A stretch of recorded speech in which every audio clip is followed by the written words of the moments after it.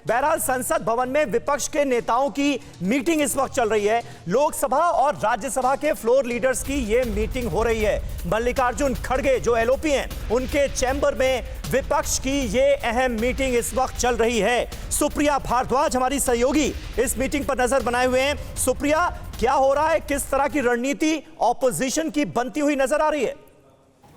समीर, कहा जाए इस मैराथन मॉनसून सेशन का ये लास्ट लैप है जहां पे विपक्ष एक बार फिर से रणनीति बना रहा है कि इस जो बचा हुआ सेशन का सत्र के कुछ ये जो आखिरी हफ्ता है इसमें आगे किस तरह चलना है। पूरा का पूरा जो विपक्ष है वो लामबंद। अगर आप देखेंगे पिछले हफ्ते संसद के अंदर से लेकर सड़क तक विपक्ष ने काफ़ी हंगामा किया और बहुत सारे जो मुद्दे थे उनको उठाया, चाहे पेगासस का हो, चाहे वो फिर किसानों का मुद्दा हो, महंगाई का हो।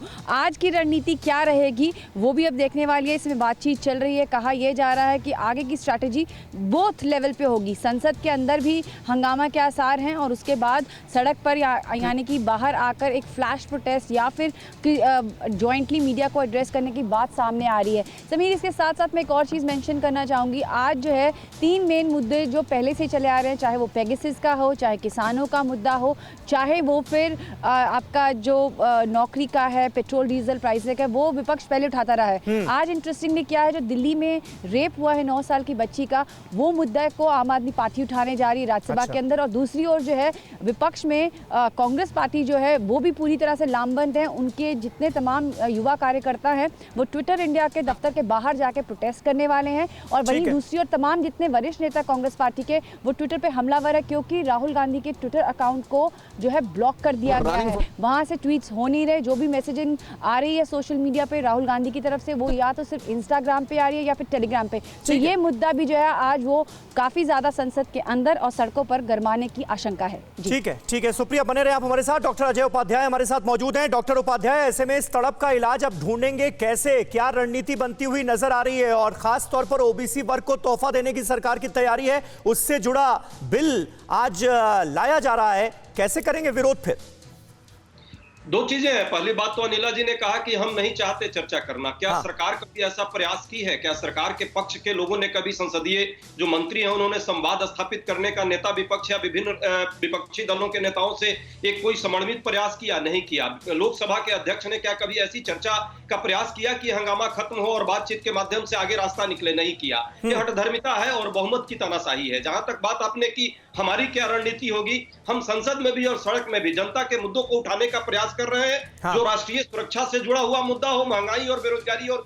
किसानों से जुड़ा हुआ मुद्दा हो, उन मुद्दों को हम उठाएंगे। लोकसभा और राज्यसभा को चलाने का सिर्फ जिम्मेवारी सरकार की थी और सरकार यदि चाहती ईमानदारी से तो चलाती। मैं एक प्रश्न आपके साथ ये भी पूछना चाहूंगा, हमारे साथी जो है कि 26 बिल 21 मिनट में मात्र पास हुए हैं लोकसभा में।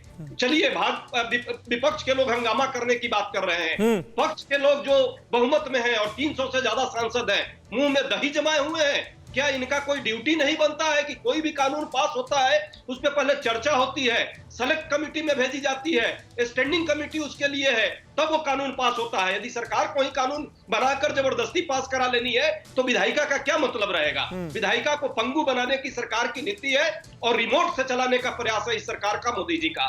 दूसरी बात, ओबीसी के मामले में जो आपने बात रखी है, हम सहृदयता के साथ में है, लेकिन बात इसमें है सुप्रीम कोर्ट के आदेश पर यह सरकार इस बिल को लाने का प्रयास की है। पहले इन्होंने कुत्सित प्रयास किया था, राज्यों से ये लिस्ट से इन्होंने छीना था। राज्यों को अधिकार पहले होता था, बीच में इन्होंने जो है अपने अधिकार क्षेत्र में लेने का प्रयास किया। कोर्ट का जब डंडा पड़ा है तब इनको जो है याद आई है ओबीसी की। ये हर बार वही करते हैं, दोहरा चरित्र है, दुर्भाग्यपूर्ण। ठीक है। प्रोफेसर नवल किशोर आरजेडी से हमारे साथ मौजूद हैं। नवल किशोर जी, संसद में आपके नेता कह रहे हैं कि पेगासस देश के लोगों के फोन के अंदर घुस चुका है और हर आदमी इससे प्रभावित है। क्या आज भी पेगासस जासूसी कांड जो है वो आपके लिए मुख्य मुद्दा होगा या दूसरे मुद्दे भी उठाए जाएंगे?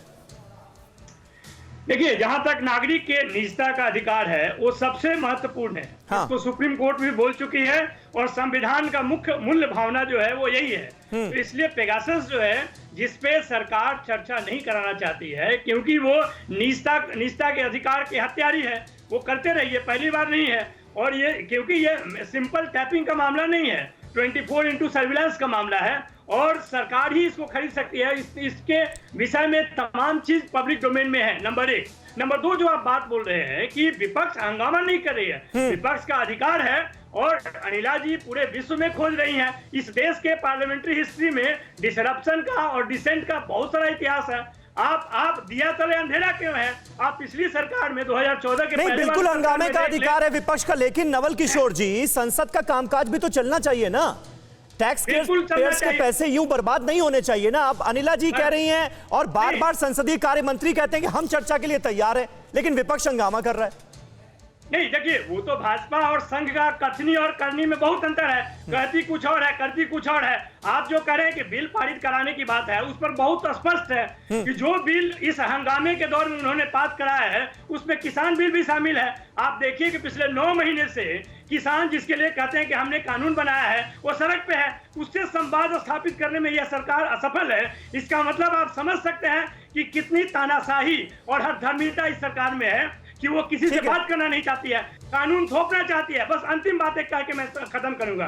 ओबीसी के मुद्दे पे जहां पर जातीय जनगणना सबसे महत्वपूर्ण है, उसको सरकार ने खारिज कर दिया, नहीं कराने का वादा किया है। जिस बात को आप कह रहे हैं, जो आरक्षण का बिल, जो आरक्षित जातियों का सूची तैयार करने की बात है, सूची तो पहले से भी है। वो चाहे काका कालेलकर कमेटी हो, चाहे मंडल आयोग हो, चाहे मुंगेरी लाल हो, चाहे हर राज्य में ऐसे। अरे भाई, लेकिन राज्यों को अधिकार दिया जाएगा ना, फिर राज्य अपने हिसाब से तय कर पाएंगे ना किन जातियों को ओबीसी के अंतर्गत लाना है और किस में नहीं। इस पर मैं बात करूंगा आपसे, नवल किशोर जी, इस पर मैं बात करूंगा।